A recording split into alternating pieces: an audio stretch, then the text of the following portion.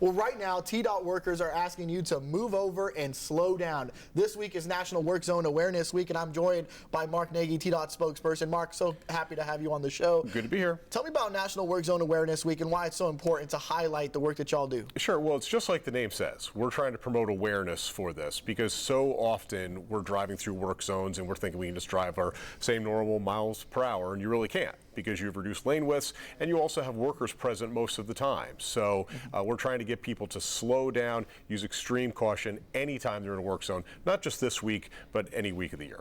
It's also very important to note that there are laws that go talk about these things, specifically the move over law. Could you give us a brief kind of synopsis on that? Sure. Well, the whole idea is that if there are TDOT workers, emergency personnel, law enforcement, whoever it may be, and you see them in one lane, you're able to move into another lane safely, you need to do that. If you can't move into another lane safely, then slow your vehicle down. So if nothing else, you don't want to break the law and you don't want to get a fine. So, follow it that way. And then certainly the most important thing is to make sure that all our emergency responders stay safe.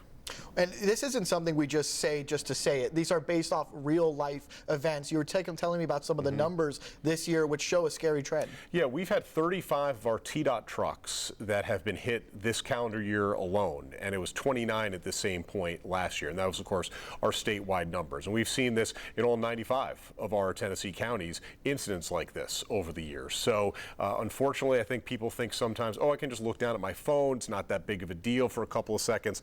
Well, it is a big deal, especially if you're driving in an area when you have reduced lane widths.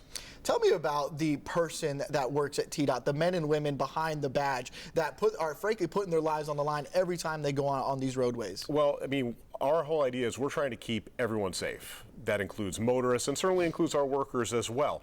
They do very important work and they do extremely dangerous work each and every day. Because think about it, whether it's a pothole patching crew, they're performing bridge repairs, they're working so close to oncoming traffic, and 40, 50 miles an hour might not seem very fast, but it's extremely fast, especially when you're talking about a car being sometimes within a foot of another human being.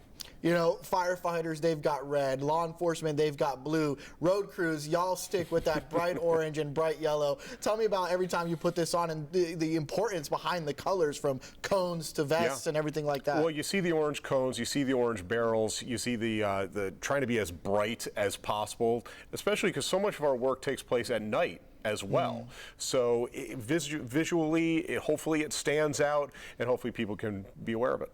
And Mark, I know you've had to deal with these incidences in the past. What is your reaction when you hear about someone accidentally, running into a TDOT vehicle or a road crew worker? Well, I mean, we've had 113 of our TDOT workers who've died in the line of duty since those records began being kept in the late 1940s. And these are people just trying to get home to their families like your motorists are trying to do. So, we want everyone to get home safely.